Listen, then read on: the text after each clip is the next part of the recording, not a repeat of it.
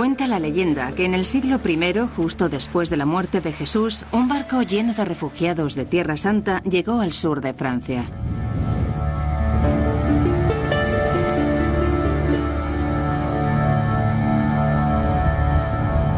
Al parecer, en dicho grupo se encontraban algunos de los seguidores más cercanos de Jesús: Lázaro, a quien Jesús resucitó de entre los muertos, y la prostituta arrepentida María Magdalena.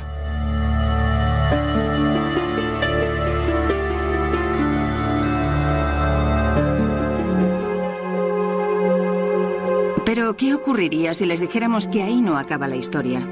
¿Qué ocurriría si les dijéramos que hay quien piensa que María Magdalena no era una prostituta arrepentida, sino la mujer de Jesús y la madre de su hijo? Que hay una línea de sangre que sobrevivió. Que la verdad fue ocultada por la Iglesia, pero transmitida por una sociedad secreta de la que formaba parte Leonardo da Vinci. Y que éste codificó la verdad en algunos de sus cuadros más famosos.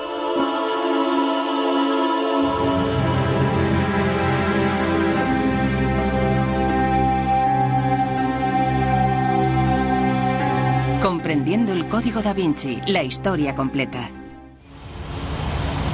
Estas extraordinarias afirmaciones aparecen en un libro de gran éxito de ventas titulado El Código da Vinci.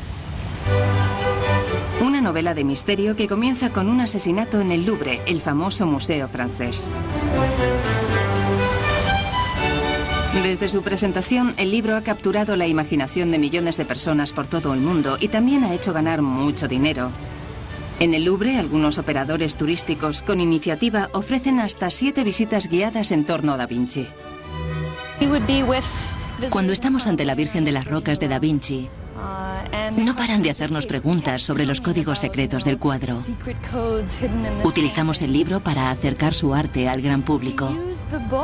Llevamos a los turistas a los escenarios donde se desarrolla la trama, como por ejemplo, al lugar donde asesinan al conservador del museo.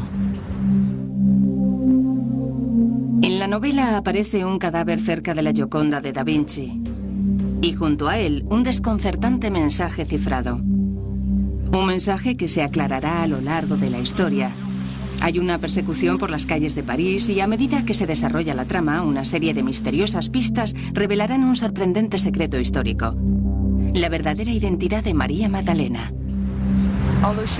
Aunque no aparece en el libro, ella es la verdadera protagonista de la novela. Y eso ha despertado un enorme interés, sobre todo entre nuestras visitantes femeninas, que quieren saber quién fue María Magdalena en realidad y cómo ha sido comprendida a lo largo de la historia.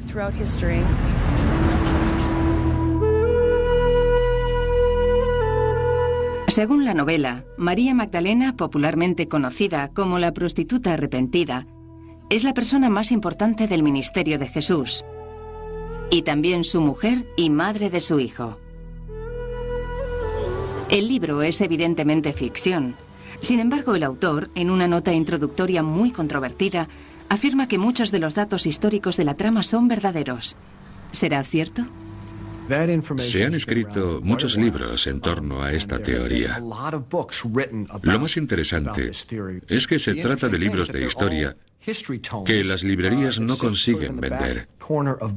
Y lo que ha ocurrido ahora es que el Código da Vinci ha extraído de ellos toda la información y la ha utilizado en otro género, por lo que hay muchísima gente leyendo sobre estos temas por primera vez.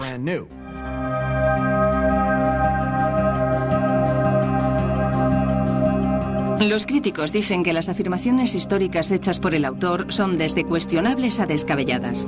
Por ejemplo, el libro sugiere que la pirámide enfrente del Louvre es un símbolo de la femineidad y la masculinidad sagradas. Asimismo, sostiene que la verdadera identidad de María Magdalena ha sido ocultada a propósito, que en una conocida capilla de Escocia se pueden encontrar más pistas que demuestran esta teoría, que el secreto fue ocultado y transmitido por un pequeño grupo que incluía a los descendientes de Jesús y María Magdalena.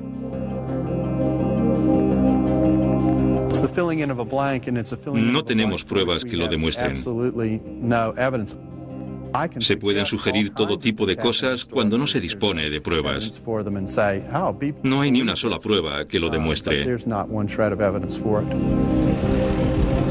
Pero ¿dónde surgieron estas afirmaciones? Nos disponemos a averiguar si las afirmaciones del libro se corresponden con la realidad. Averiguaremos de dónde las extrajo el autor y examinaremos todas las pruebas.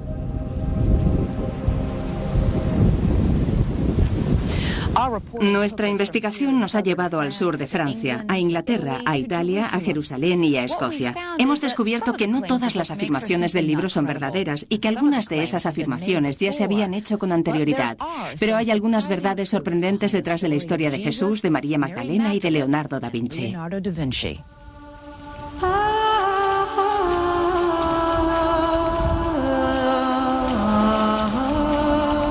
Es muy probable que Jesús y María Magdalena se conocieran aquí, en el mar de Galilea, donde, de acuerdo con la Biblia, Jesús pasó mucho tiempo predicando. La mayoría de los historiadores creen que María Magdalena era de un pueblo llamado Migdal o Magdala, que ahora está en ruinas y en el que una vez hubo una iglesia en su honor. El lugar está bastante desolado. No hay nada que indique que estuviera casada con Jesús ni que llevara su línea de sangre, como afirma el escritor del Código da Vinci. Al principio era muy escéptico. Pero cuando empecé a documentarme para escribir el Código da Vinci e intenté probar la invalidez de la teoría sobre María Magdalena y la sangre sagrada, empecé a cambiar de opinión.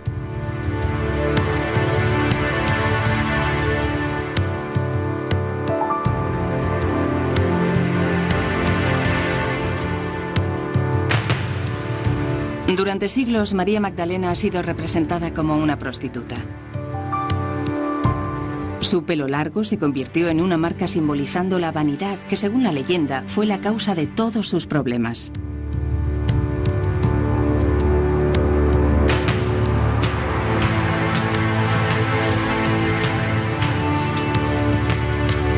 Dan Brown piensa que su imagen se ha falseado.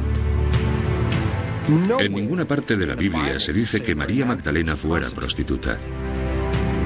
Y que la Iglesia ha permitido que esto suceda para ocultar la verdad sobre su relación con Jesús.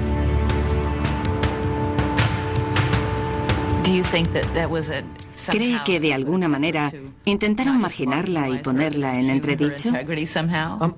Creo que sí. Creo que dejaron de lado su relación con Jesús y la representaron como una mujer perdida. Sí, como una mujer perdida, y poder así explicar su presencia. Según su teoría, Jesús no estuvo enamorado de ella, solo intentó ayudarla. Dan Brown es novelista y no especialista en la materia. Sin embargo, puede que su teoría de que María Magdalena no era prostituta es correcta. La creencia más generalizada hoy en día es que María Magdalena era prostituta. Correcto. Pero esa creencia es falsa. No existen hechos que demuestren la teoría tradicional de que María Magdalena era prostituta o una mujer de dudosa reputación. No se dedicaba a la profesión más antigua del mundo, sino que era una de las seguidoras femeninas de Jesús. Era una de las mujeres auxiliares en la misión de Jesús. Eran mujeres que le ayudaban incluso económicamente. ¿Por qué terminaron describiendo a María Magdalena como una prostituta durante casi 2000 años si no hay pruebas que lo demuestren? Una mujer que viaja con un grupo de hombres no puede ser más que una prostituta, una mujer promiscua. Este tipo de rumores se debían extender por esas comunidades. Y según Pagels, puede que haya otra razón. Los evangelios del Nuevo Testamento describen a María Magdalena como una mujer poseída por el diablo a la que sanó Jesús. Y desafortunadamente para María Magdalena, su historia comienza justo después de la historia de una prostituta a la que Jesús perdona por sus pecados. Sin embargo, es evidente que no se trata de la mujer de la escena anterior. Por tanto, el hecho de que estuviera poseída no significa que María Magdalena fuera promiscua. Tenemos que tener en cuenta lo que eran los demonios en aquella época, no era ciencia ficción. ¿Qué eran? Representaban la enfermedad, el dolor, y entonces no disponían de la tecnología médica de hoy en día, por lo que atribuían todos los males a los demonios. Entonces, ¿consiguió recuperarse? Sí, se recuperó. Sin embargo, en el año 591, el Papa Gregorio Magno pronunció un sermón de Pascua en el que afirmó que María Magdalena y la prostituta sin nombre eran la misma persona. Antes del siglo VI no hay ninguna conexión entre María Magdalena y la prostituta o pecadora. El Papa Gregorio fue el que confirmó dicha conexión. Algo muy desafortunado. Finalmente, el Vaticano corrigió esa declaración, pero en 1969, 1378 años después. Es increíble que la creencia de que María Magdalena era prostituta haya sobrevivido durante más de un milenio sin existir siquiera una prueba que lo demostrase.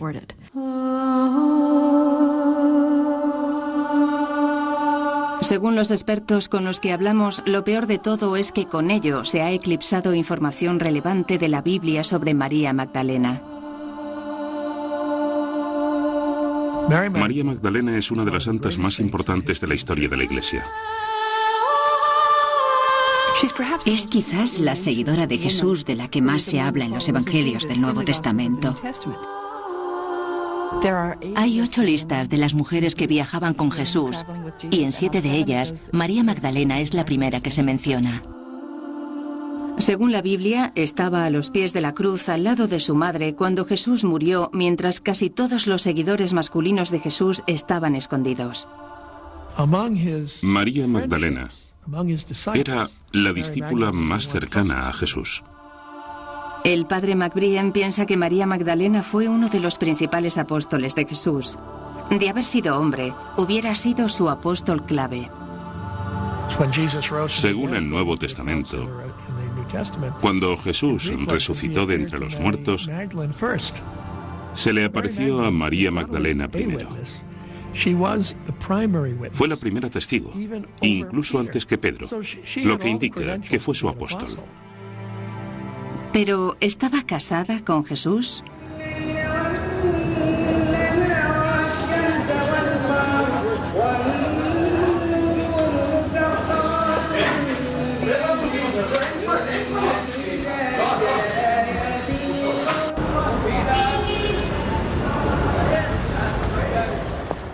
Hemos venido a Jerusalén para investigar las afirmaciones que aparecen en el bestseller El Código da Vinci.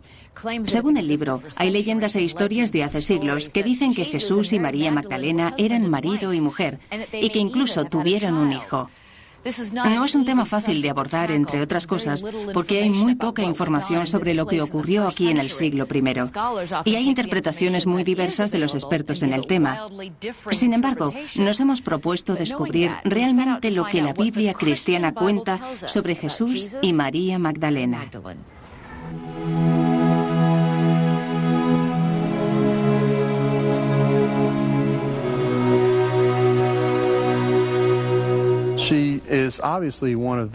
Evidentemente, ella estaba entre los seguidores de Jesús. Pero lo que no podemos confirmar es que estuviera casada con él, porque no se habla de ella como familiar ni nada parecido.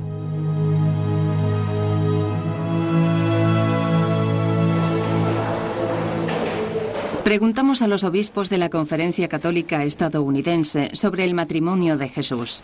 Nos dijeron que no había doctrina oficial al respecto, pero que la opinión de la Iglesia es que no estaba casado porque no lo dicen los Evangelios. Es cierto que la Biblia no afirma que Jesús estuviera casado, pero tampoco afirma que estuviera soltero. Preguntamos a todo tipo de historiadores y obtuvimos todo tipo de respuestas. Jesús no estaba casado, a pesar de que en los últimos 40 años se hayan escrito tantos libros intentando casarlo. Es como una madre ansiosa por casar a su hijo. Creo que es perfectamente posible que Jesús estuviera casado. Era una práctica normal para los hombres judíos. Y también hubiera sido normal no mencionar que tenía mujer. Hubiera sido poco común para un rabino no estar casado, pero por las pruebas que tenemos, me inclino a pensar que era soltero.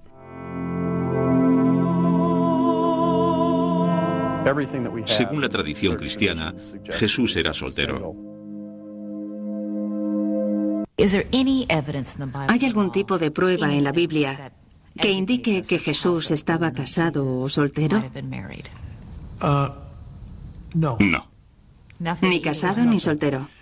Ni una cosa ni la otra. Pero eso no significa que no pudiera haber estado casado. Si tu pregunta es si pudo estar casado, la respuesta es sí. Pero eso no tiene nada que ver con su divinidad, ¿verdad? En mi opinión, no. A menos que uno considere la intimidad sexual en el matrimonio como algo pecaminoso. Pero mi respuesta es no. Jesús podría haber estado casado. ¿Y podría haber seguido siendo el Hijo de Dios? Sí. Y a ojos de la Iglesia, hubiera seguido siendo Dios y hombre. Jesús hace muchas cosas muy humanas y eso no le despoja de su divinidad. Yo creo que su matrimonio no tiene nada que ver con su divinidad. No obstante, ni el Dr. Box ni el padre McBrien piensan que Jesús estaba casado. Dicen que la prueba más concluyente se encuentra en la Biblia. Uno de los primeros escritos que tenemos es del apóstol Pablo y gira en torno a su derecho a casarse. El Dr. Bock se refiere a la primera carta del apóstol Pablo a los Corintios. Pablo se queja porque quería casarse. San Pablo pregunta, ¿no tengo derecho a tener mujer como los hermanos de Jesús y como los otros apóstoles, como Pedro? Si Jesús hubiera estado casado, habría preguntado, ¿no tengo derecho a tener mujer como Jesús? Pero no dice eso. El novelista Dan Brown afirma que las pruebas de que Jesús y María Magdalena estuvieran casados son concluyentes.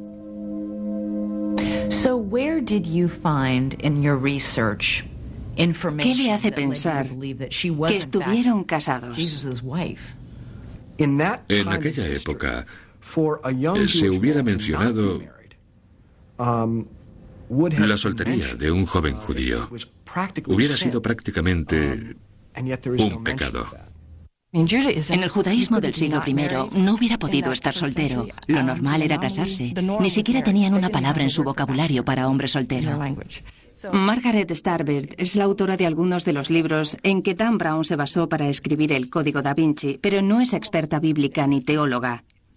Los padres tenían que encontrar una novia para su hijo antes de que éste cumpliera los 20 años. Por tanto, en el judaísmo de la época, hubiera sido algo insólito que alguien estuviera soltero. Sin embargo, no está tan claro como Starbird y Brown quieren hacernos creer. Aunque habría sido poco común que un judío se quedara soltero en esa época, no hubiera sido insólito como ellos dicen.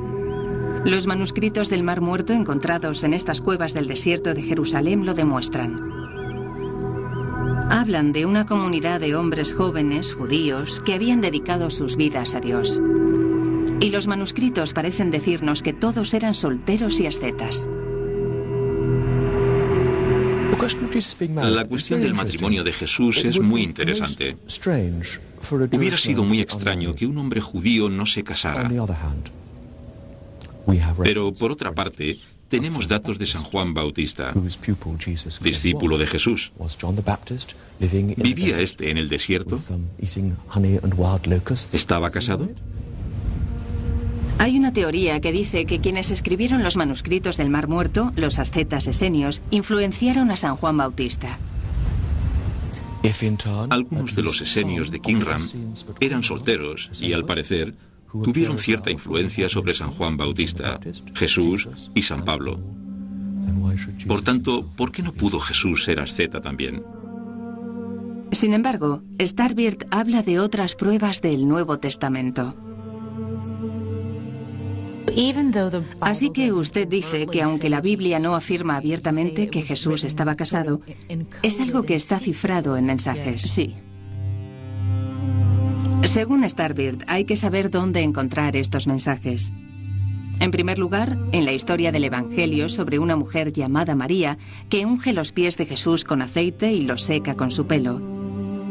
Starbird sostiene que el ungimiento es idéntico a otros rituales antiguos de la región. Es un ritual propio del matrimonio. El ungimiento del rey era un rito nupcial. La recién casada tenía que ungir al marido y después iba con su marido a la cámara nupcial. Por tanto, este antiguo rito litúrgico del que habla el Evangelio se celebra de la misma manera en toda la zona del este. Pero la Biblia no dice que la mujer que unge a Jesús es María Magdalena. Habla de María de Betania. Betania sería su lugar de nacimiento y que actualmente es Al-Azaria, a las afueras de Jerusalén, bastante lejos de Magdala y del mar de Galilea. Según Starbird, María de Betania es María Magdalena. Sostiene que el nombre de Magdalena no se refiere a su lugar de nacimiento, sino que es una especie de título. ¿Usted cree que María de Betania es María Magdalena? La llamaban María la Magdalena. ¿Y sabe por qué la llamaban la Magdalena? Bueno, para empezar, Magdala significa torre y también lugar alto, elevado.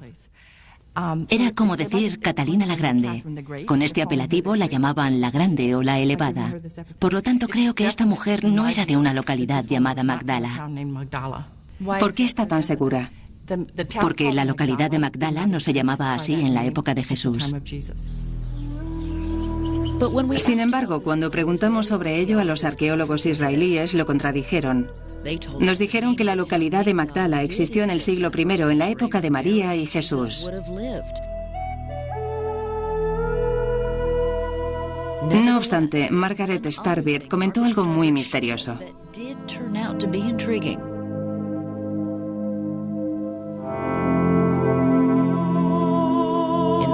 En el Evangelio según San Juan, María Magdalena llora sola cerca de su tumba cuando es sorprendida por alguien que resulta ser Jesús resucitado. Ella lo llamó y él le dijo: «No me toques». Según parece, porque todavía se encontraba en un estado entre la vida y la muerte. María Magdalena quería abrazarle y él le dijo: «No me toques, todavía no he ascendido al reino de los cielos». Es decir, había entrado en una nueva forma de existencia.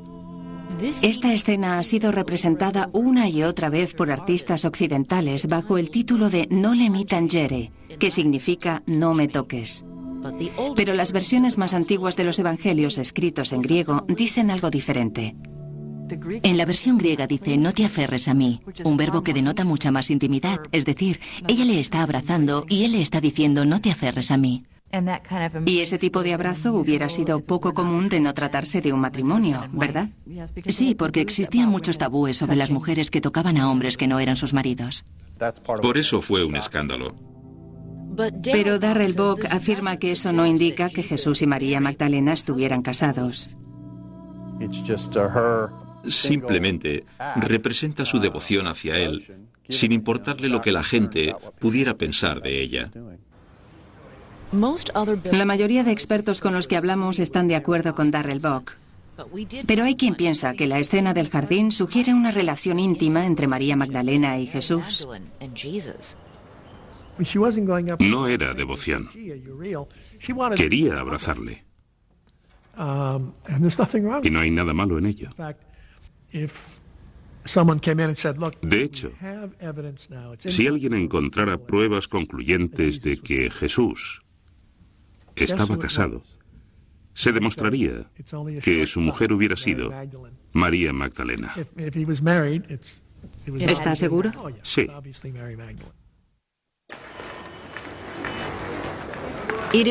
La noche en que murió, Jesús reunió a las 12 personas más cercanas a él aquí en Jerusalén para su última cena.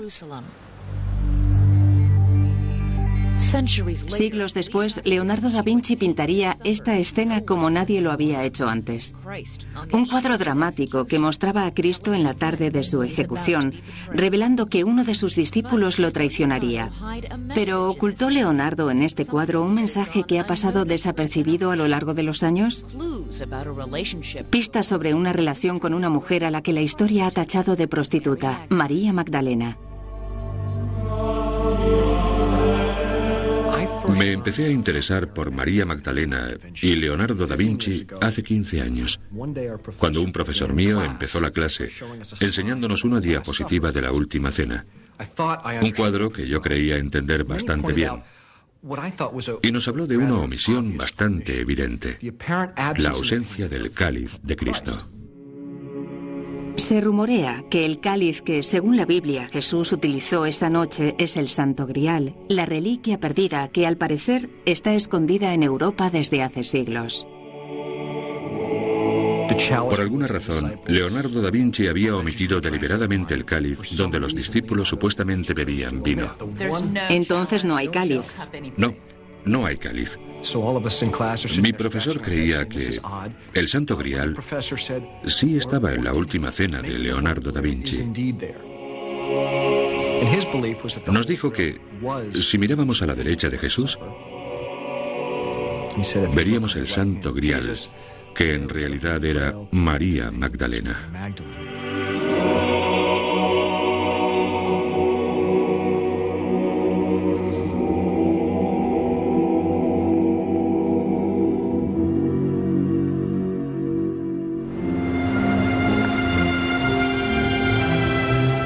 Da Vinci vivió en Florencia en el siglo XV, una ciudad de controvertidos genios, Botticelli, Miguel Ángel y Da Vinci, que era conocido por la sutileza de su pintura y por sus ideas poco convencionales. Era bastante excéntrico. Le encantaba pasearse con ropa de terciopelo, abrigos de terciopelo, algo muy poco común en esa época. No pasaba desapercibido por las calles, ¿verdad? No, por supuesto que no. Su aspecto era algo extravagante, pero también imponía respeto, porque era un gran intelectual, muy culto. ¿Qué clase de persona era? ¿Cómo era su personalidad? Es difícil de decir, pero llevaba una vida muy recluida.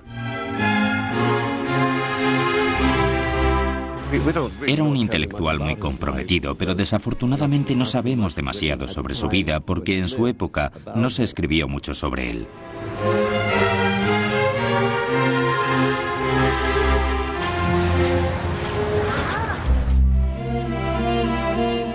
Sabemos de él por los cuadernos que empezó a escribir a la edad de 30 años.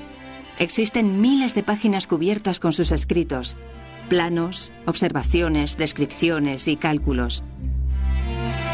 Los historiadores sostienen que estos cuadernos no dicen nada sobre María Magdalena, pero sí dicen que Da Vinci tenía todo tipo de creencias poco comunes para su tiempo. Estaba convencido de que los hombres podían volar 5 siglos antes de la invención del avión. Hay una cita muy buena sobre Da Vinci que dice: fue un hombre que despertó de un profundo sueño para descubrir que el resto del mundo continuaba durmiendo. Es precioso.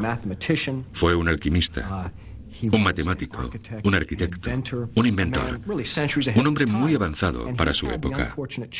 Y se enfrentó al desafortunado desafío de ser un científico en una época de profundo fervor religioso, una época donde la ciencia era sinónimo de herejía.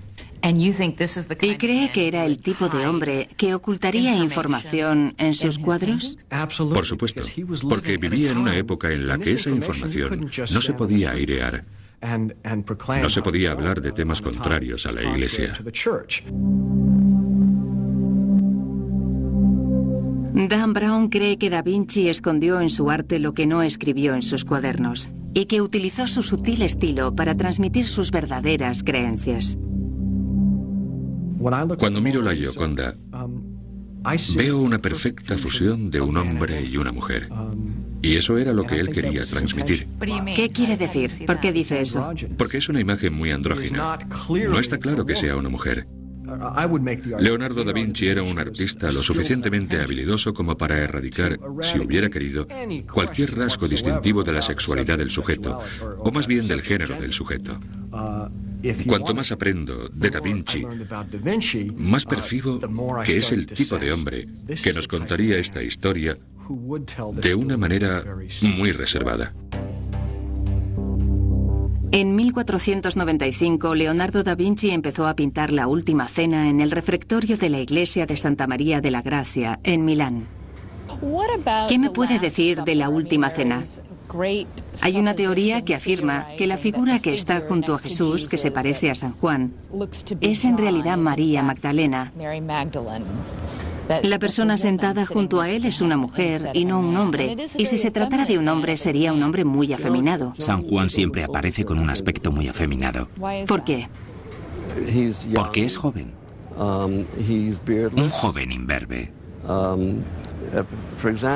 En la mayoría de las representaciones de la Última Cena, San Juan está dormido sobre la mesa o sobre el pecho de Cristo, según la Biblia y el Evangelio según San Juan. Por tanto, si fuera María Magdalena, ¿dónde está San Juan? Había 12 apóstoles, 12 hombres al lado de Cristo. Entonces, ¿ha sido eliminado San Juan y reemplazado por María Magdalena? No tiene sentido. ¿Cree que es posible que la figura que aparece junto a Jesús sea una mujer? No, claro que no. ¿Parece una mujer? A mí no me lo parece. ¿Por qué piensa así? Porque tiene el aspecto de un hombre joven. No tiene senos. Y el hecho de que tenga el pelo largo no significa nada, porque también tiene el pelo largo Cristo y Santiago, con los brazos extendidos. Y la figura de la izquierda también tiene pelo largo.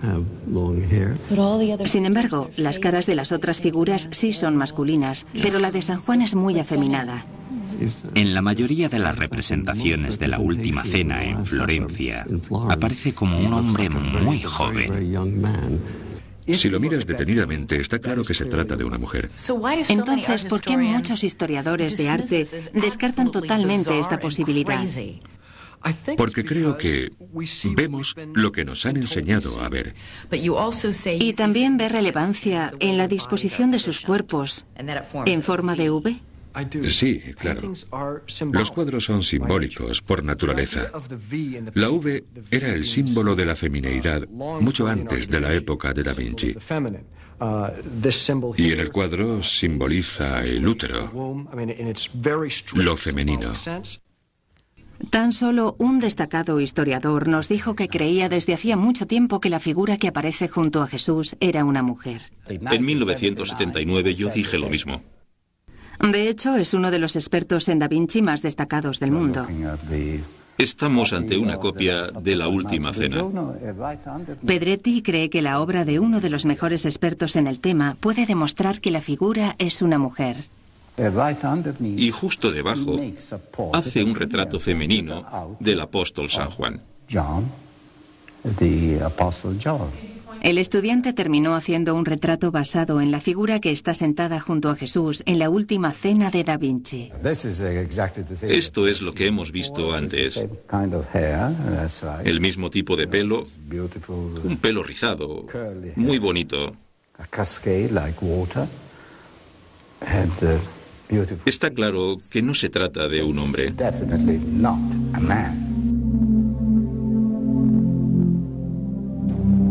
No se trata de un cuadro cualquiera. Se trata de la Última Cena. Se trata de quien estaba presente la noche antes de que Jesús fuera crucificado. El hecho de que alguien tan culto y avanzado como Leonardo da Vinci, por alguna razón, pusiera a María Magdalena en el centro de este momento tan importante de la historia, significa que fuera una ironía o que supiera cosas que nadie sabía. Sin embargo, si Da Vinci sabía algo sobre María Magdalena que la mayoría de la gente no sabía, ¿quién le dio la información?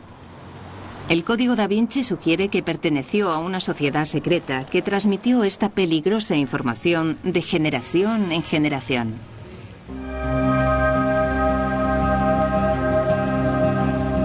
A principios de los años 60 se descubrieron una serie de documentos en las estanterías de la Biblioteca Nacional Francesa, conocidos como los expedientes secretos o les dossiers secrets. Y no se sabe cómo llegaron hasta allí. Los documentos se refieren en muchas ocasiones al priorato de Sion y a una serie de grandes maestres de dicho priorato a lo largo de los siglos. Entre ellos se encontraban algunos de los artistas y pensadores más famosos de Occidente: Isaac Newton, Botticelli y también Leonardo da Vinci. Carlo Pedretti quedó fascinado porque se sabe muy poco sobre los últimos años de da Vinci, excepto que se trasladó a Francia. Pedretti ha buscado pruebas que demuestren que da Vinci perteneció al priorato secreto de Sion. Encontré algunas conexiones bastante verosímiles y quise llegar al fondo del asunto, pero no pude llegar a ninguna parte. Todavía continúa buscando.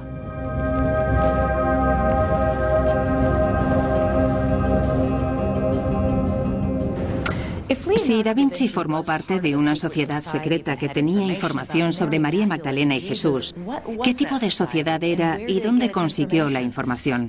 Puede que la respuesta esté en las leyendas que circulan por el sur de Francia.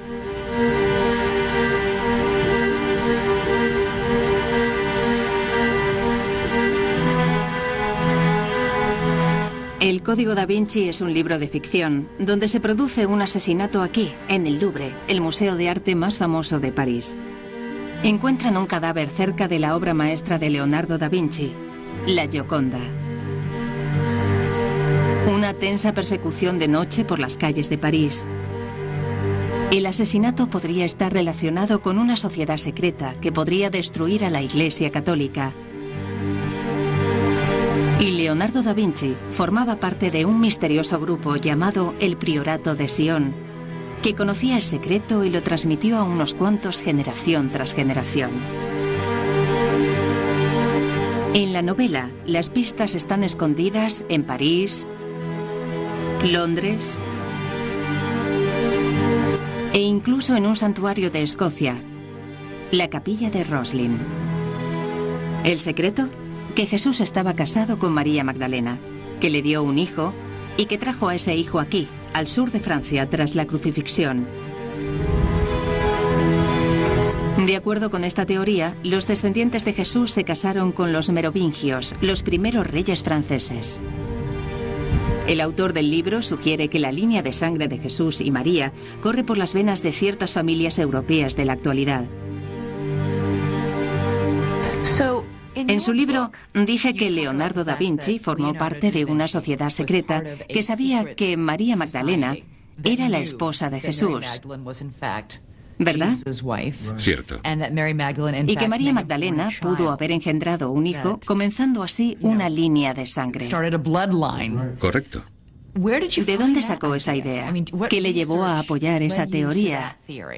Esa información lleva rondando bastante tiempo y se han escrito muchos libros al respecto sobre la teoría que relaciona al priorato de Sion con los merovingios.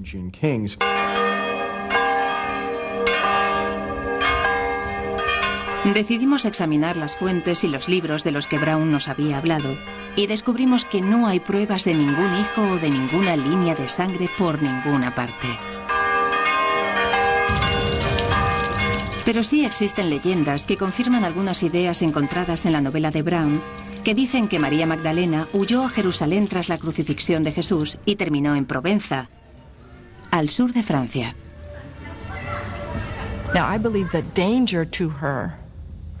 Su familia y amigos la ayudaron a escapar de Jerusalén por el peligro que corría al ser madre. La llevaron a un lugar seguro.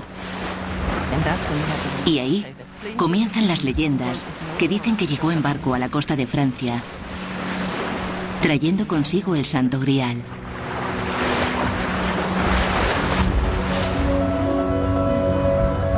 Margaret Starbeard ha escrito varios libros en torno a la leyenda que dice que María Magdalena, Lázaro, su hermana Marta y dos primos de la Virgen desembarcaron cerca de esta localidad que hoy se llama Les Saintes Maries de la Mer, o las Santas Marías del Mar en su honor.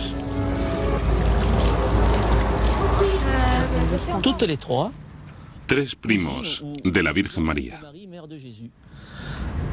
Perseguidos en Palestina, zarparon en un barco sin vela ni remos. Tras un viento temporal, llegaron a la costa sureste. Esta es la versión de los lugareños, no la de la Biblia. Sin embargo, el Código Da Vinci se basa en ella. ¿Qué pudo averiguar sobre la leyenda de María Magdalena en el sur de Francia? En realidad, esa es la parte más sólida de la novela. Todo el mundo te cuenta la misma historia, que es que María Magdalena viaja al sur de Francia con su hija Sara, a la que cría allí.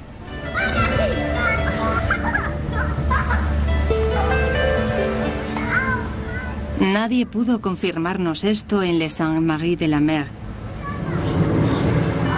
Pero descubrimos que la leyenda dice que cuando las Marías y Lázaro llegaron, llevaban una niña de piel morena con ellos. Su nombre era Sara, pero nadie confirma que fuera la hija de María. Otra historia sostiene que era una sirvienta egipcia que llegó a Francia en barco. Se dice que se trataba de una adolescente. En la actualidad se la conoce como Santa Sara y es especialmente venerada por los gitanos que se consideran expertos en su historia. Tenía 17 años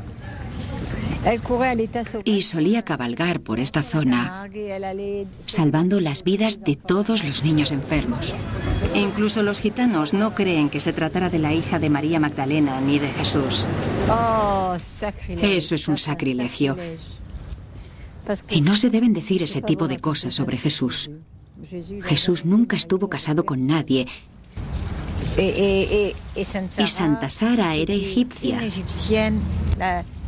Una sirvienta egipcia. No. Yo nunca he oído nada parecido. Uno no podría ser cristiano si creyera ese tipo de cosas. No, eso no es lo que tenemos entendido aquí. Eso es un invento de los americanos. Pero aunque no encontramos pruebas de que María Magdalena tuviera un hijo, los lugareños sostienen que sí estuvo en un lugar del sur de Francia. Una de estas historias nos llevó hasta ese lugar, una región llamada Languedoc. Tiene que ver con las leyendas del misterioso Santo Grial.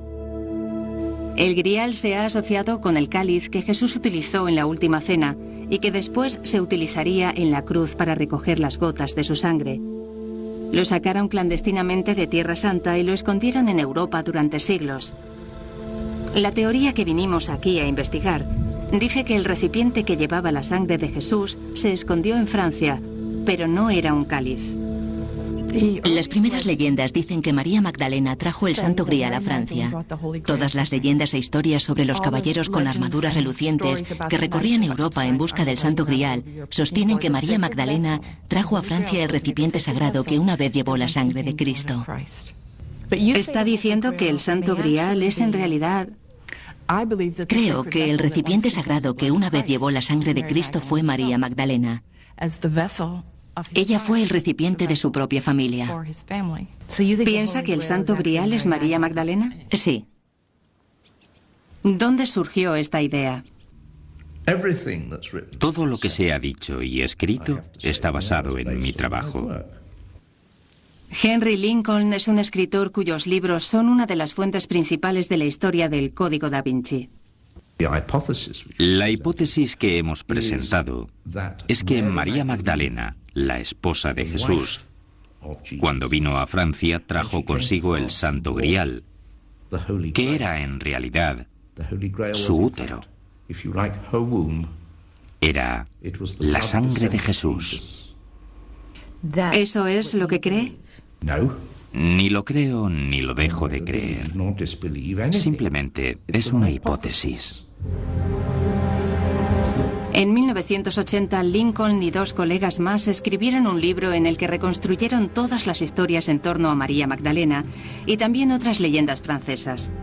Presentaron una historia en la que María Magdalena no solo estaba casada con Jesús, sino que sus descendientes se casaron con los reyes franceses que gobernaron esta parte de Francia durante la dinastía merovingia. Los merovingios tienen una historia muy extraña en cuanto a sus orígenes. La madre del primer merovingio fue fecundada por una criatura marina, un pez, es decir, uno de los primeros símbolos de Jesús. A ver, voy a intentar resumir lo que creo haber entendido. La primera reina merovingia fue fecundada por una criatura marina. Dicha criatura podría simbolizar a Jesús. Por tanto, la línea de sangre merovingia sería la de Jesús. Sí, sí. Tiene razón en algo. El primer símbolo de Jesús fue un pez. Sin embargo, ¿se basa la teoría sobre la descendencia de Jesús en el sur de Francia en esto? ¿No sería más lógico decir que María Magdalena fue fecundada por Jesús? No, porque nuestra ortodoxia no acepta que Jesús pudiera haber estado casado. ¿Era peligroso hacer este tipo de afirmaciones? Este tipo de afirmaciones siempre han sido peligrosas. La Iglesia siempre ha reaccionado con violencia. Ahí tenemos el ejemplo de la Inquisición. Lincoln y sus colegas también examinaron ciertos documentos extraños que aparecieron en la Biblioteca Nacional de Francia a principios de los años 60, los expedientes secretos o les dossiers secrets. En ellos encontraron infinidad de referencias a una organización llamada el Priorato de Sion, que se remonta a la Edad Media y la época de las Cruzadas. Así que el Priorato de Sion se estableció para proteger a los descendientes de Jesús, los merovingios. Eso es. Muy bien. Lo has acertado. ¿Ah, sí? Lincoln llegó a la conclusión de que los nobles descendientes de Jesús de esta zona fueron los fundadores del Priorato de Sion. Asimismo, cree que crearon un brazo armado, los Caballeros Templarios, que lucharon en las Cruzadas. Las pistas que demuestran esto son las famosas historias románticas de la Francia medieval y que hoy conocemos como las leyendas del rey Arturo y el Santo Grial.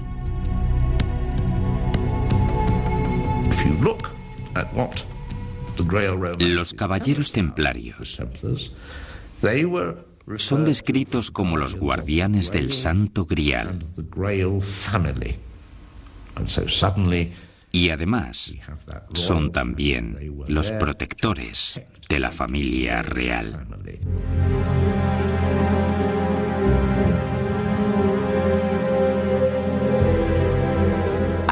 Creo que los guardianes del Grial eran originariamente los caballeros templarios.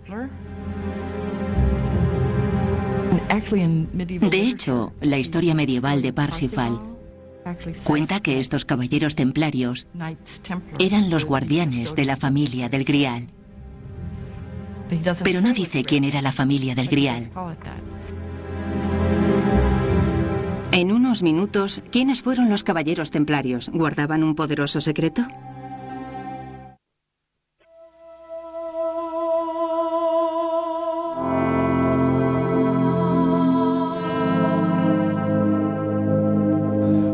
Por supuesto que creo que María Magdalena fue una figura mucho más importante de lo que nos han hecho creer.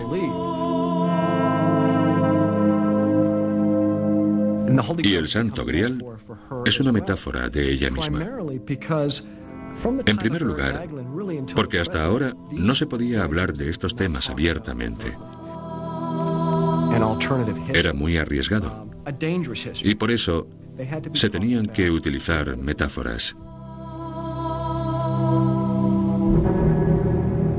Dan Brown es el autor del libro de gran éxito de ventas El Código Da Vinci, basado parcialmente en otro libro de investigación que salió al mercado a principios de los años 80 y que se titulaba Holy Blood, Holy Grail.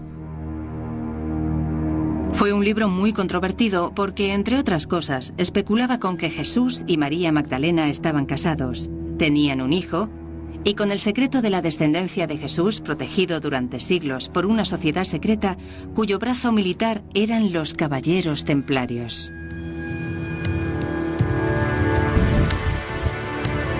Desde el punto de vista histórico, conocemos algunos hechos sobre los Caballeros Templarios.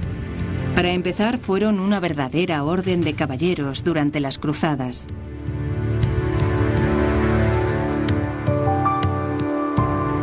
Los fundadores fueron un puñado de nobles franceses, algunos de los cuales estaban relacionados entre sí.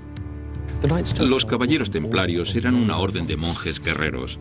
Una idea extraordinaria, ya que los guerreros matan a la gente, los monjes en general no.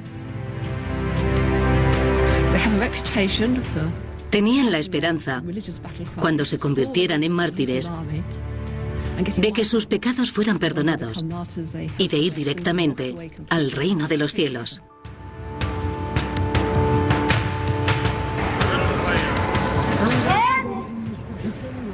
A principios del siglo XII, los caballeros templarios llegaron a Jerusalén.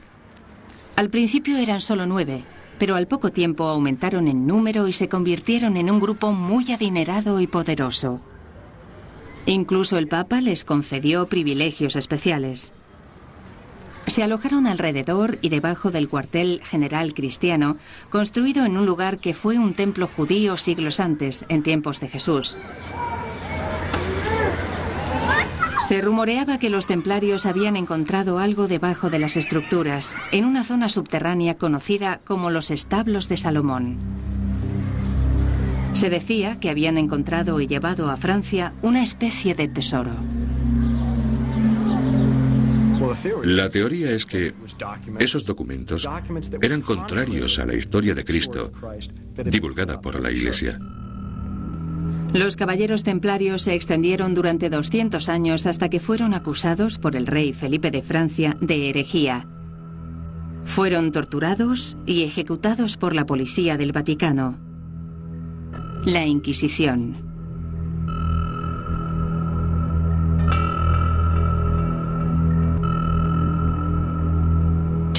Dígame qué le hace creer que encontraron documentos debajo del templo de Salomón que afirmaban que Jesús estaba casado con María Magdalena.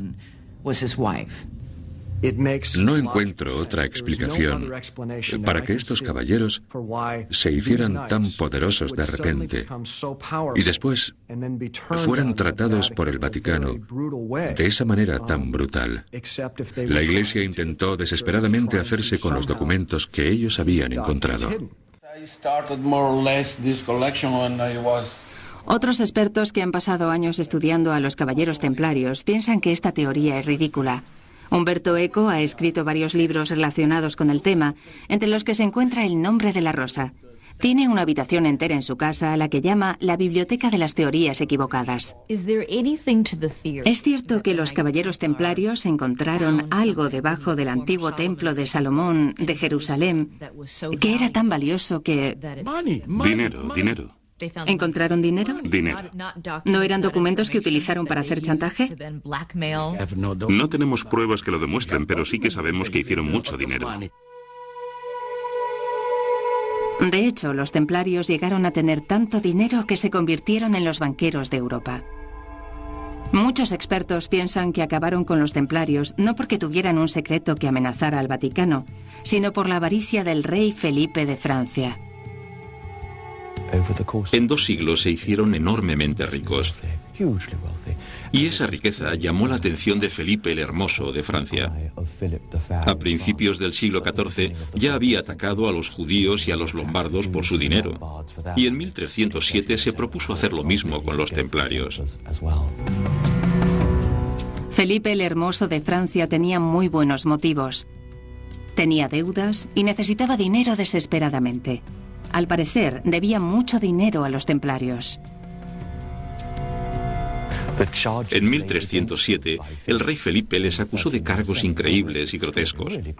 Blasfemia por orinar sobre una cruz, maldecir a Cristo, en fin, cosas increíbles. Los templarios eran muy ortodoxos. No eran herejes. Por eso los cargos fueron tan extraños. Se trataba de mentiras porque no podían acusarlos de nada más. Y nadie sospecharía que el rey de Francia fuera el responsable de esas mentiras. Así desaparecieron los templarios y su dinero. Ha habido siempre mucha especulación sobre si encontraron ese tesoro en Jerusalén y sobre si lo escondieron en alguna parte antes de su desaparición. Lo que sí sabemos con seguridad es que libraron su última batalla aquí, en las colinas y valles de Languedoc, al norte de España. Hay quien dice que esta zona guarda muchos secretos. Margaret Starbirt cree que esos secretos están relacionados con María Magdalena. Muchas iglesias, fuentes, etc., llevan su nombre. Y es incluso la patrona de las viñas de esta parte del sur de Francia. En su opinión, hay pruebas concluyentes en las filigranas de algunos manuscritos de la Edad Media. El león de Judá. El león de Judá es... El rabo es muy raro. Es el símbolo merovingio. Según Starbirt, es el símbolo de la línea de sangre de los reyes merovingios. ¿Qué quiere decir exactamente? Bien, esta es una filigrana del siglo XV. Y el león de Judá era uno de los títulos de Cristo. De hecho, el Apocalipsis lo menciona. Tiene una corona merovingia en el rabo. Por tanto, es una filigrana herética. ¿Por qué herética? Porque la Iglesia niega que Cristo estuviera casado y que esta línea de sangre exista. Es cierto que el sur de Francia era un hervidero de movimientos heréticos a principios de la Edad Media. Grupos como los templarios eran perseguidos y asesinados por tener diferentes opiniones a la Iglesia Católica Romana. Se ha sugerido que en el caso de los templarios fue porque guardaban un peligroso secreto. Las ruinas del castillo de Montségur, en el sur de Francia, son un recordatorio de esos grupos, los cátaros, cuyo nombre significa puro en griego. Se fundamentaban en revelaciones personales y no en instrucciones transmitidas por las autoridades religiosas de la época. Considerados herejes por la Iglesia Católica, la única información que queda sobre ellos es la de los archivos de la Inquisición. En 1244, en la masacre de Montségur, quemaron vivos a más de 200 herejes tras el asedio. A principios del siglo XIII, se libraron infinidad de batallas en el sur de Francia.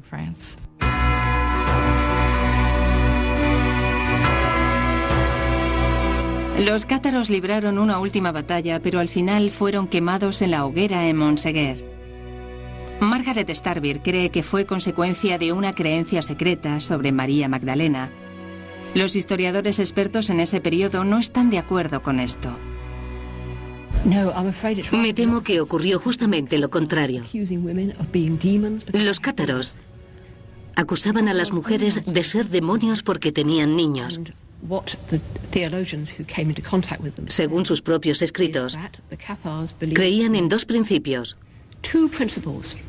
El mal es físico y el bien espiritual.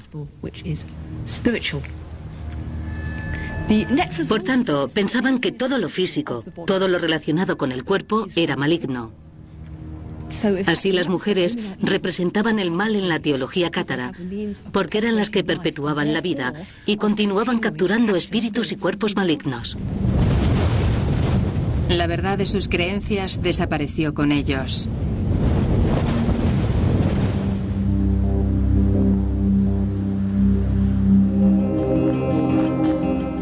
Hemos hablado con algunos de los autores de los libros en los que se basó el Código da Vinci. Y comprendimos que había desarrollado una teoría basada en información incompleta sobre lo que verdaderamente ocurrió en la Edad Media, sobre los templarios y su tesoro, la herejía de los cátaros, etc. Según esta teoría, la Iglesia creía que estas personas compartían un secreto que transmitían a través de sus historias, y por eso los perseguían. Bueno, la Inquisición se creó en parte para terminar con estas personas. Recuerden que se trata de una teoría apoyada por solo unas cuantas personas más, aparte de Margaret Starbeer. A los seres humanos les gustan las leyendas. Y generalmente la gente quiere saber más cosas y entonces se empiezan a exagerar con el tiempo. Y la realidad se va pareciendo cada vez menos a la leyenda. Y llega un momento en que no se sabe cuál es la realidad y cuál es la leyenda.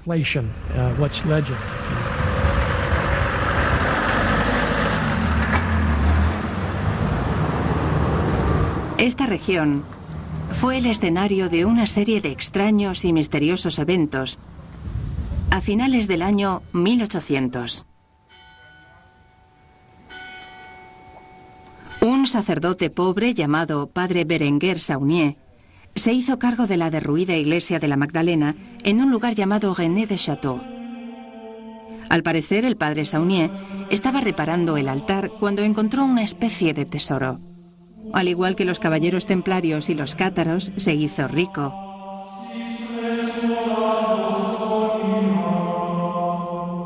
Reconstruyó la iglesia y la decoró con extraños ornamentos.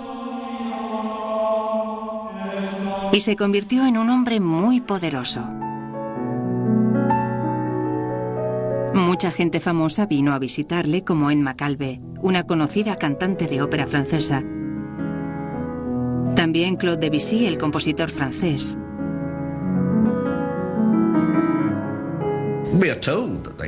Dicen que vinieron aquí. Aparte, la famosa cantante de ópera y el compositor Claude Debussy, también vino el archiduque de Habsburg. Sí, de repente comenzó a moverse en círculos muy selectos. Al parecer, el Padre Saunier amplió su casa y contrató a una ama de llaves. Ella se trasladó a su casa cuando tan solo tenía 18 años y cuidó de él el resto de su vida. Era muy joven y muy hermosa. Y cuando un obispo local intentó trasladar al Padre Saunier a otra parroquia, las autoridades del Vaticano intervinieron de forma misteriosa para protegerle. Yo los conocía, pero no sé qué ocurrió exactamente. ¿Dijo alguna vez el Padre Saunier de dónde sacaba el dinero? No, nunca nos lo dijo. No era tan tonto.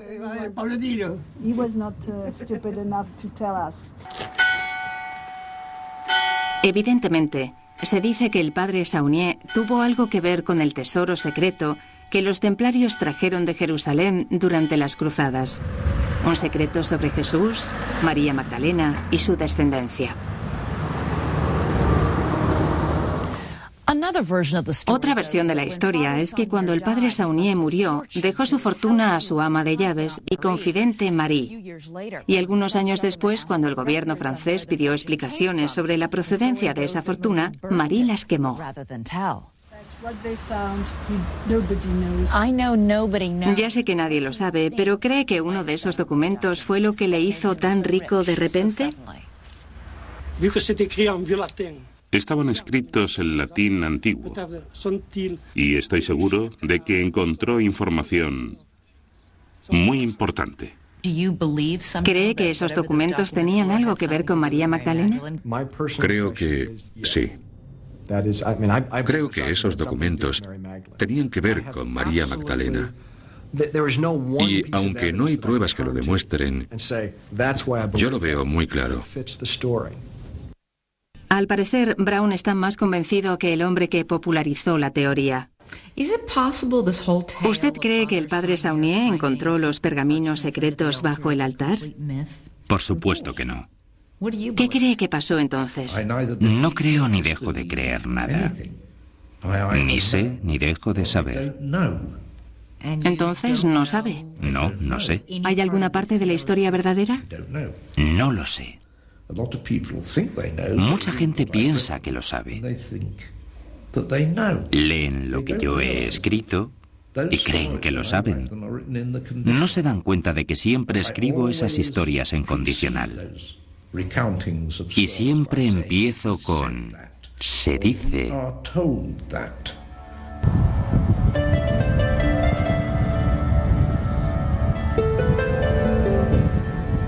En unos minutos le revelaremos si Jesús y María Magdalena tuvieron un hijo y si la línea de sangre sobrevivió.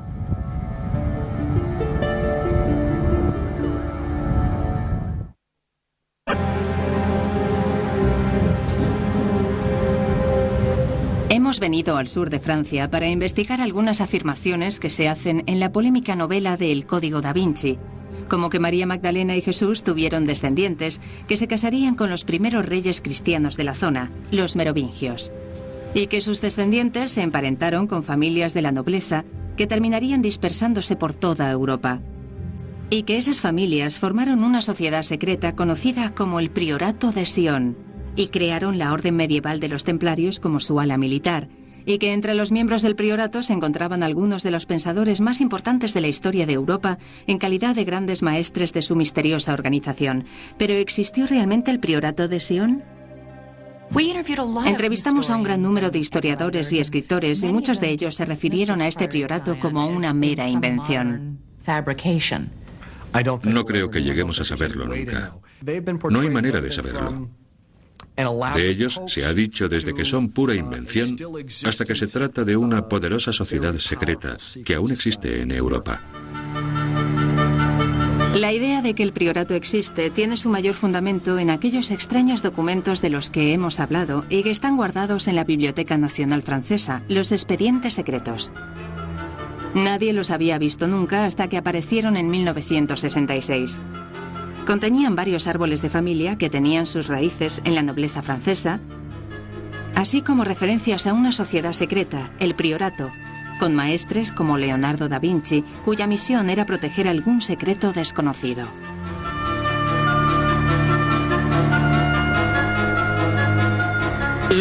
Hay muchas historias sobre Leonardo da Vinci. Durante siglos se ha teorizado tanto sobre la sonrisa de la Gioconda que sacarle ahora una conexión con un priorato de Sion no molesta a nadie. Sin embargo, las primeras noticias sobre el priorato de Sion aparecieron 3 siglos después de la muerte de Da Vinci. ¿Entonces no cree que el priorato de Sion existiera en la época de Leonardo? No, no lo creo. Muchos expertos niegan la existencia de un priorato de Sion y el secreto de una línea de sangre sagrada. ¿Se da cuenta de que el Código da Vinci Sí. lanza la teoría de que Leonardo da Vinci fue uno de los guardianes del secreto, de que María Magdalena estuvo casada con Jesús y secretamente incluyó pequeñas pistas o historias en sus obras de arte más famosas?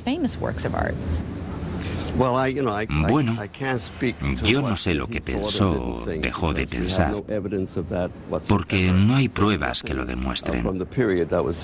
No hay nada que sugiera que tuviese conocimiento alguno del priorato de Sion o de la relación entre Cristo y la Magdalena,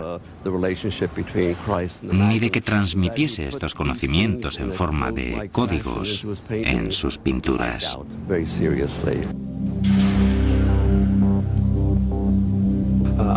Pasé mucho tiempo en la Biblioteca Nacional de París y tuve acceso a la lista de los grandes maestres del priorato, conocida misteriosamente con el nombre de Les Dossiers Secrets. Lo que me llamó la atención de esta lista de mujeres y hombres era que todos los pensadores que incluía eran personas muy adelantadas a su tiempo. Personas que pensaban de manera muy diferente y que de alguna manera rechazaban las normas de su época. Si esta teoría fuera cierta, ¿dónde se encuentran ahora los descendientes de Jesús y María Magdalena? ¿Qué ha sido del Santo Grial? En el Código da Vinci, el novelista se centra en una familia cuyo nombre también se menciona en los expedientes, la familia Sinclair. Tras una ardua investigación, conseguimos localizar a 2 nobles escoceses residentes en Londres que afirmaban pertenecer a una rama de la familia Sinclair, los Sinclair. ¿Cuál fue su reacción cuando empezaron a considerarle uno de los descendientes de Jesús y María Magdalena? Pues no me afectó de ninguna manera. ¿No se siente...? La verdad es que no me he preocupado en buscar ningún halo de segunda mano, si es lo que insinúa.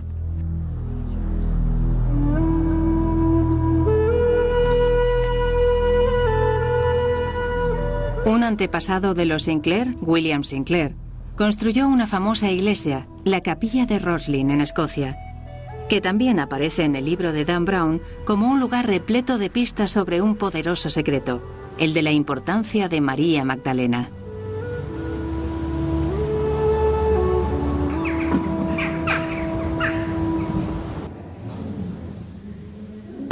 Nadie puede afirmar que Roslin sea un lugar místico o que el Santo Grial esté o haya estado alguna vez allí. Sin embargo, allí dentro, uno tiene la sensación de que algo muy especial estuvo escondido allí en algún momento.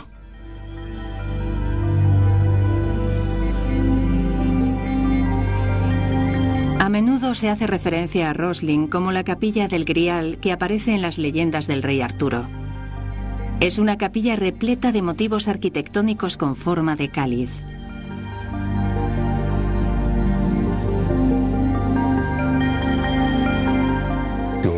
Hay 50 templos de Salomón, serpientes de la sabiduría, y en el techo se puede ver el que sigue siendo el romance más importante del Grial, Parsifal, el Parsifal original, y se puede ver también a la paloma mirando hacia abajo.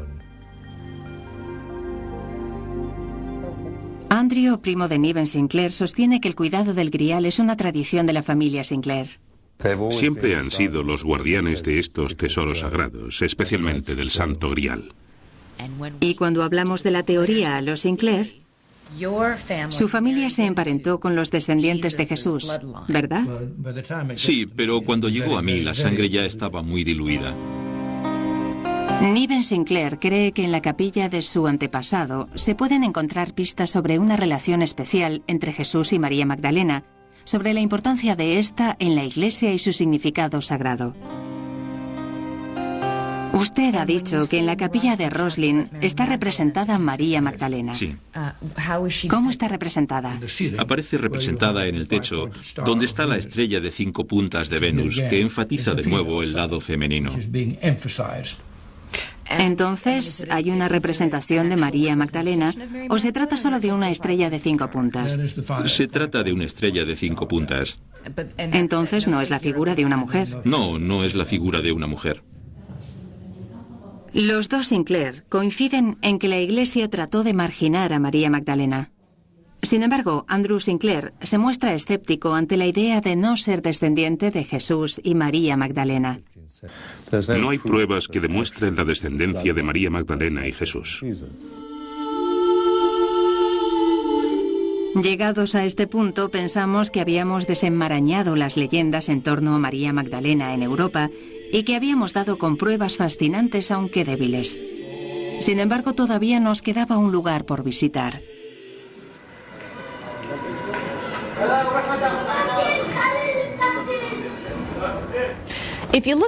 En la Biblia existen muchas lagunas en las historias sobre la vida de Jesús. La Iglesia eligió 4 evangelios que cuentan su historia en el Nuevo Testamento. Pero hubo otros evangelios, otras historias escritas sobre su vida. La Iglesia ordenó destruir esos evangelios. Todos menos una copia que permaneció escondida en Egipto hasta hace unos 50 años.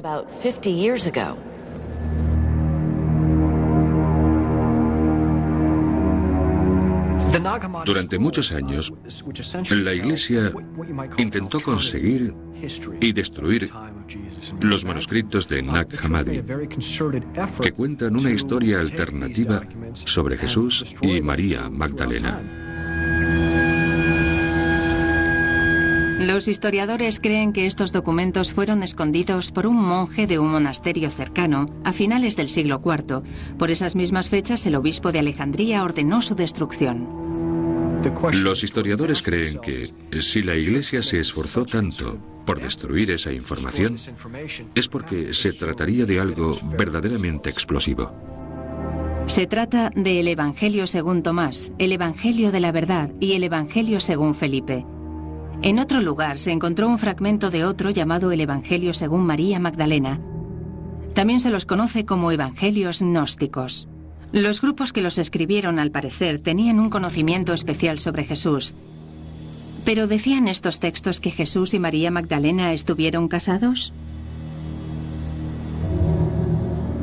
Hay un pasaje en el que se deja claro que María Magdalena es la favorita de Jesús y que a menudo la besaba en la boca. Pero estos manuscritos están muy estropeados. El Evangelio según Felipe dice que los discípulos se muestran celosos porque Jesús besa a María Magdalena en la... Y luego hay un hueco en el texto en el que se podría insertar tanto la palabra boca como mejilla o frente. Es posible que Jesús amara a María de manera sexual. El Evangelio según Felipe se refiere a María Magdalena como la compañera de Jesús. La palabra kioninos en griego puede significar compañera o pareja. Por tanto, es posible, pero no es seguro. Se cree que los 4 evangelios del Nuevo Testamento fueron escritos varias décadas después de la muerte de Jesús, pero existen dudas sobre cuándo fueron escritos los evangelios gnósticos. Lo que sí sabemos con certeza es que de algunos de ellos ya se tiene constancia en el siglo II y que durante el IV la Iglesia renegó oficialmente de ellos. Por tanto, algunos estudiosos piensan que no deben tenerse en cuenta, pero Elaine Pagels no está de acuerdo con ello. Gracias a las pruebas de los manuscritos, vemos que algunos son muy tempranos. Según Elaine Pagels, nos cuentan cómo era recordada María Magdalena por algunos de los primeros cristianos. Aunque hubiera habido una relación especial entre Jesús y María Magdalena, esta no hubiera sido de carácter sexual. Pagels cree que el lenguaje sobre los besos es simbólico, pero también que hay pruebas que demuestran que María Magdalena era recordada como una figura poderosa. En el Evangelio según María Magdalena, los seguidores más cercanos de Jesús, Pedro, Andrés y María, están sentados juntos después de la crucifixión, hablando.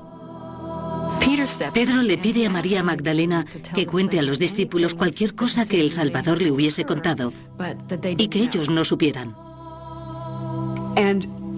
Y para disgusto de Pedro, María responde: os contaré no solo lo que no sabéis, sino también lo que no os dijo. Y entonces les cuenta que ha visto al Señor y que le ha hablado. Andrés protesta y dice: no sé lo que pensáis los demás, pero yo no la creo. Y Pedro interviene y dice: bueno, seguro que Jesús no amó a una mujer más que a nosotros. Entonces María empieza a llorar, aunque a mí personalmente me hubiera gustado que no lo hubiera hecho. Pero llora y responde: Pedro, ¿crees que me lo he inventado? Los expertos que piensan que estos evangelios gnósticos se escribieron al menos un siglo después de Jesús afirman que no se pueden considerar como portadores de información real. Por ejemplo, en el Evangelio según Tomás, Jesús, descrito en la Biblia como progresista en lo referente a la mujer, es de pronto retratado como machista. A las mujeres les va a encantar esto. Los discípulos llevan a María Magdalena ante Jesús y le dicen: Señor, tenemos un problema. María Magdalena es una mujer y las mujeres no pueden heredar el reino de Dios. A lo que Jesús contesta: no os preocupéis, la convertiré en hombre. Esto es algo que Jesús nunca hubiera dicho, por lo que se trata de un documento falso. Algunos de estos apócrifos cuentan historias de la infancia de Jesús, sobre cómo era Jesús de niño. Lo describen recogiendo trozos de arcilla y haciendo pájaros con ella. matando a sus amigos y perdía mientras jugaba y ese tipo de cosas, afirmando así que utilizaba sus poderes divinos. ¿De verdad dicen ese tipo de cosas? Sí, por eso digo que hay documentos que hablan de muchas tonterías de la infancia de Jesús. Incluso dicen que utilizaba sus poderes divinos para aterrorizar y dominar a sus amigos. No se puede creer todo lo que dicen los evangelios. Se trata de historias que se han transmitido de forma oral, por lo que no son precisas. Son piezas de un rompecabezas que están empezando a tener sentido ahora. Y juntando todas las piezas, podremos saber quién fue realmente María Magdalena.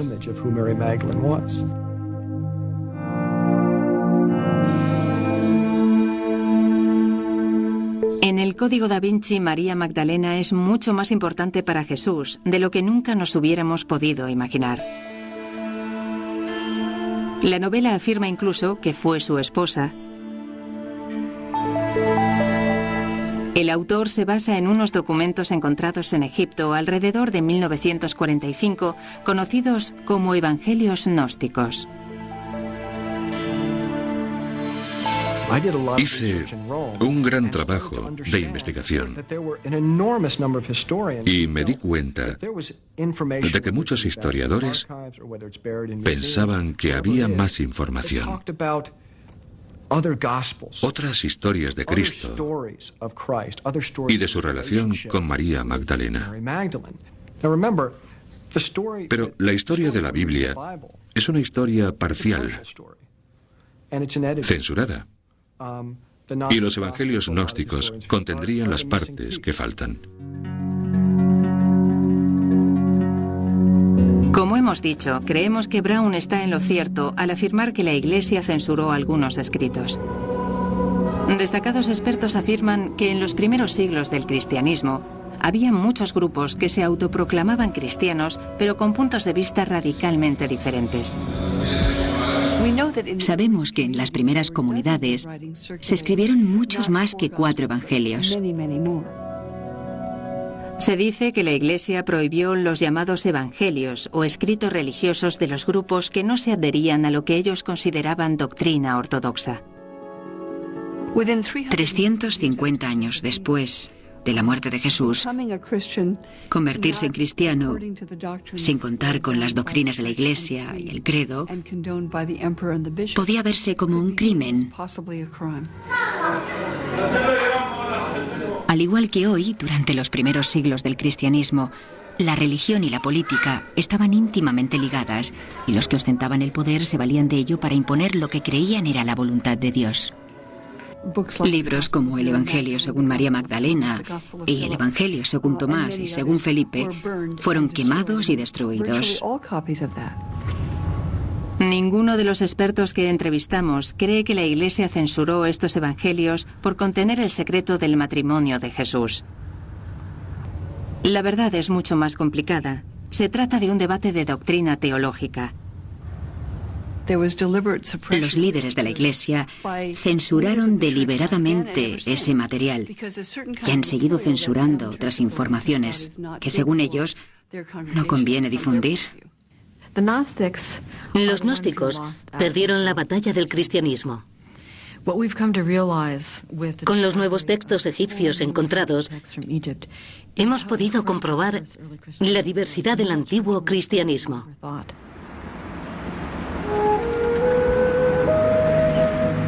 Hemos descubierto que, aunque estos expertos no coincidan con Dan Brown en cuanto que los evangelios gnósticos cuentan que Jesús y María Magdalena estaban casados, sí coinciden en que María juega un papel fundamental en muchos de ellos. El papel de María Magdalena en el Evangelio según María es mucho más destacado que en los Evangelios del Nuevo Testamento. La tradición de una relación especial entre Jesús y María Magdalena es muy antigua. Algo que demuestran los nuevos textos egipcios descubiertos, que se refieren a ella como la mujer más amada por Jesús, la discípula más amada. También hay otras pruebas que demuestran que durante los primeros siglos después de Cristo, María Magdalena era tratada con gran respeto por algunos grandes líderes cristianos. No hace falta ir a los evangelios gnósticos para encontrar esas alabanzas a María Magdalena. Por ejemplo, uno de los primeros cristianos afirmará que ella es la apóstol de los apóstoles, y otro declararía que es el fundamento de la fe. Yo sigo en mis 13. Soy muy testarudo y sigo pensando que la importancia de María Magdalena ya está patente en el Nuevo Testamento. Y eso significa que es una figura importante en el cristianismo, ya que se encuentra presente en 3 de las descripciones de la resurrección. Fue testigo principal de la resurrección. Muchos expertos sostienen que María Magdalena se va haciendo cada vez menos importante en los escritos de la Iglesia y que va siendo reemplazada por María, la Madre de Jesús. ¿Qué sucedió? Una posible explicación es que fue una víctima más de la Iglesia por su condición de mujer. Prueba de ello podría ser que 100 años después de Cristo, un obispo del sur de Francia escribe que se enfurece con los grupos que permiten a las mujeres participar en la comunión. Tertuliano, el primer gran escritor cristiano del norte de África, escribe sobre las mismas fechas. Estas herejes, qué descaradas, incluso se atreven con el bautismo y con la enseñanza, pero no tienen ningún derecho. Esas son cosas de hombres. Nuestros escritos del siglo II describen a María Magdalena como una persona privilegiada. Y eso es algo muy peligroso para las jerarquías masculinas, ya que entra en juego la atracción hacia las mujeres. ¿Son seductoras o son el camino de la revelación? ¿Deberíamos acercarnos a ellas o alejarnos de ellas? Un tema muy complicado. En el año 200 hay una exclusión sistemática de la mujer. Las mujeres estarán excluidas de cualquier puesto de autoridad. Esta marginación de la mujer podría explicar que la importancia de María Magdalena disminuyera a lo largo de los años. Pudo ser algo deliberado. Acusarla de prostituta es una excusa excelente para acabar con la idea de que fuera una alabada discípula y maestra. Como historiadores, no podemos decir cuáles fueron los motivos que llevaron a esto, pero sí podemos analizar los resultados. Acabar con la autoridad de la mujer en la Iglesia. En unos minutos, nuestras conclusiones.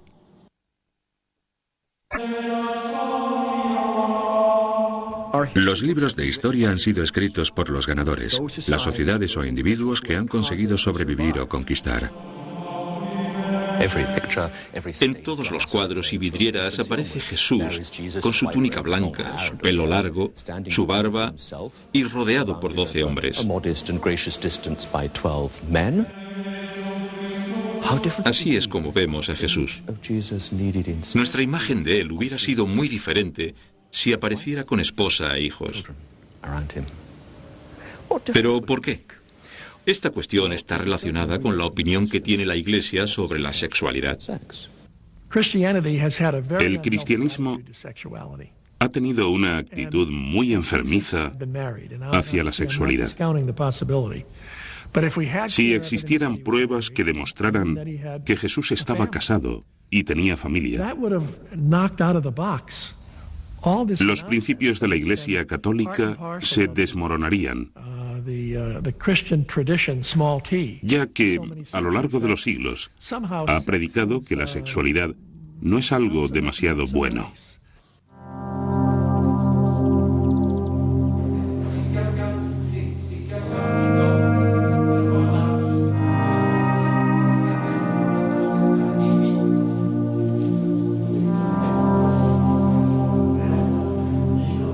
El Código da Vinci ha desatado la imaginación de muchos lectores. Es una novela que afirma que Jesús y María Magdalena estuvieron casados, que tuvieron un hijo, que una destacada sociedad secreta guardó esa información a lo largo de los siglos,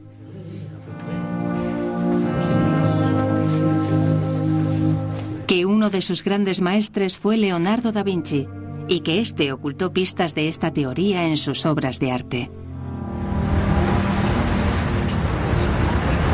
Es todo un fenómeno.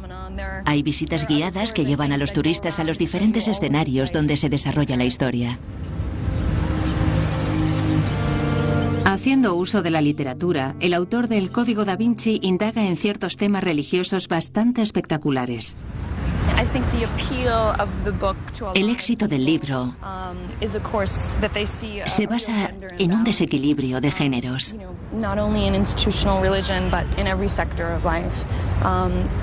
Vienen muchas mujeres interesadas en cómo se ha representado la femineidad a lo largo de los tiempos. Al retratar a María Magdalena como la discípula mayor, como la esposa de Jesús, el libro ha sido acogido pero también rechazado por los lectores. Pero sobre todo ha impulsado todo un debate. La única fuerza en el mundo que puede poner a prueba la fe es la apatía, que la gente pierda el interés. Y no se trata de una teoría alternativa.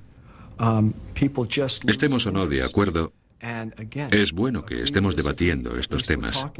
Y también bueno para la religión.